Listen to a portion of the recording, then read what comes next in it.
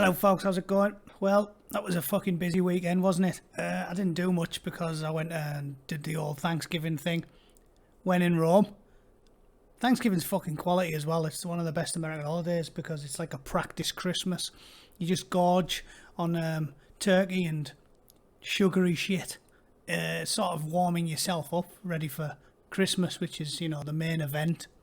I had a good time, but I was fucking livid the whole weekend after reading about this shit that went on in London. Almost as livid as I was when I typed in Guardian.com and this shit sprang in front of my eyes. Jesus wept. You have to be mentally ill to come to these conclusions. You really do.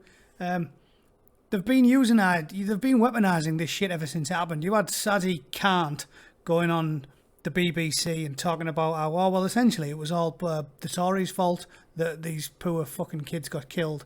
Yeah, definitely their fault. Because everyone knows that the Conservatives are mega slack on crime compared to those cringing liberals that want to send paedophiles and murderers to Flamingo Land in a static caravan for 2 weeks. Like, you can send someone on a fucking course and make them a pleasant member of society if they're into shagging kids or blowing people up. This is the sort of insane position that the lefties use. They are renowned for being soft on crime. If you say to someone, who's the hardest on crime, the Conservatives or the Labour Party, does anyone on planet Earth say, oh yeah, who's really good on crime? The far left. Everyone knows they're strict on crime. They aren't. As far as the general public are concerned, both sides are too fucking soft, aren't they? It's 2019, we live in cowled secular times, and our leaders are in the main a very tolerant bunch of people, even the Conservatives. If you were to compare them to the Conservatives of the 1970s, modern Tories like Boris Johnson are left-wing. There's nothing intolerant or right-wing about Boris Johnson, is there? They're desperate to push this myth that he's a bigot. The guy wanted a fucking immigration amnesty. He's worrying about the climate, and he's clearly a feminist. He's not conservative in any way. He's not a practicing religious person. There's nothing conservative about him. But if you had to pick, everybody knows that the right are more aggressive when it comes to cracking down on crime than the left are. It's a known fact and everybody knows it. So the idea that these lefty twats can throw shit at him for the last 3 days and blame it all on fucking the Conservatives, despite the fact they're all lying because these twats constantly get released when the left are in power. It's almost laugh out loud funny. It would be funny if young people didn't get murdered by another fucking terrorist shitbag. But here we are again. Anyway, so they've been talking shit about him for 3 days. Now they're accusing Boris of politicising the London Bridge attack. And don't just take my word for it. He is that twat can't. I'm mayor of the greatest city in the world. One of our strengths is our diversity, but we do know there are people out there who hate our diversity, who hate what we stand for. It's almost funny. Like, the first sentence out of his mouth is diversity is strength. Well, it's not when the diverse people murder you. That's not. The guy who did the killing had the same surname as him. Khan. He was a relatively recent import. I believe he was born there, but his parents wouldn't have been. So diversity isn't strength when one of them stabs 2 kids to death and then you have to stick him in the face with a narwhal tusk. That's not strong. That's shit. That is shit by any metric you want to use. To divide us. What was amazing about today is we saw in the one individual, the suspect, the worst of humanity, but we also saw in the response from members of the public, but also our emergency services, we are resolute. We stand united in the face of terrorism, and we will not allow anybody to divide us. It doesn't wash anymore. It doesn't wash. They will not divide us. They will not divide us is all they say every time. Every time a bunch of kids get slaughtered, all they have to say in response is, well, they won't divide us. They will divide us. People's patience is only so long. And the more kids that get murdered by scum, the more people are going to be turning their backs on liberalism and the idea that we can have these wonderful diverse societies where everybody's friends. I'm not saying it because I'm against any group of people from anywhere living in the UK. It's fine to have a diverse society because all it really matters is ideology.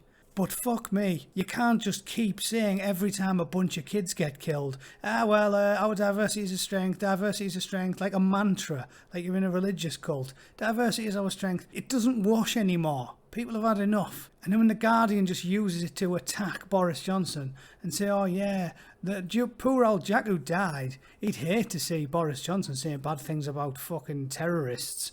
What? It's obscene and absurd. We must learn from this tragedy and in Jack's memory protect people from the terrorist horrors, but also build a world of greater peace and understanding. Meaningless claptrap. Meaningless claptrap. If people want to kill you, full-blown killers and terrorists and murderers, there's only two ways to deal with them. It's standard NATO doctrine, and the two ways you deal with them is this. Kill or capture. That's it. You kill the cunts, or you capture the cunts. They use a threat pyramid when you're out on the ground in Afghanistan or Iraq. And they taught you about, tier 1, the top people, the ones who are 100% brainwashed to the point where they're willing to end their own lives just to kill people. There's not even any point in capturing them, because they can't be rehabilitated. The low-level fighters can, but the ones at the very top, just kill them. And these twats think we can, help fix this problem with greater peace and understanding. You can't. It's also interesting to me that Silicon Valley is still pushing their agenda, aren't they? Because when you type Boris Johnson in on Google, all you get is negative shit. The Guardian and the Independent are always top, front and centre. The two most far-left publications in the UK.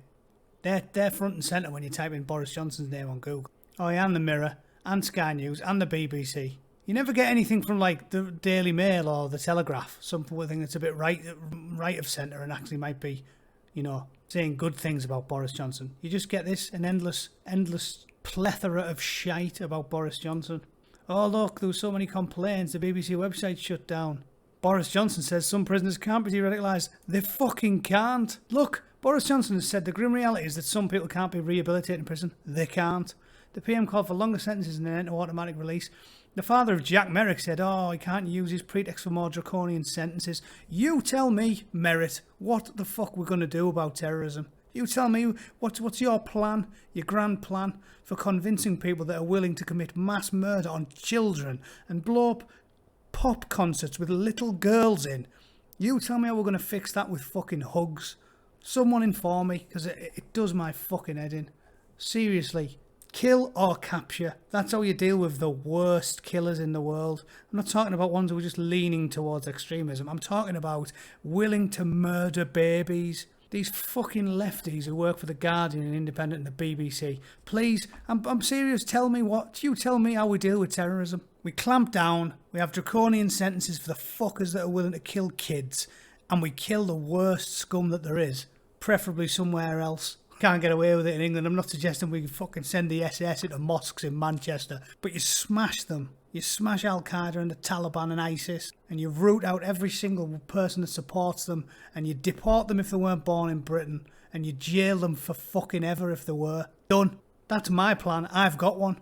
Someone in the comments, some screaming lefty who stumbles across this like you do and then downvotes it because it doesn't adhere to your insane fictional view of reality.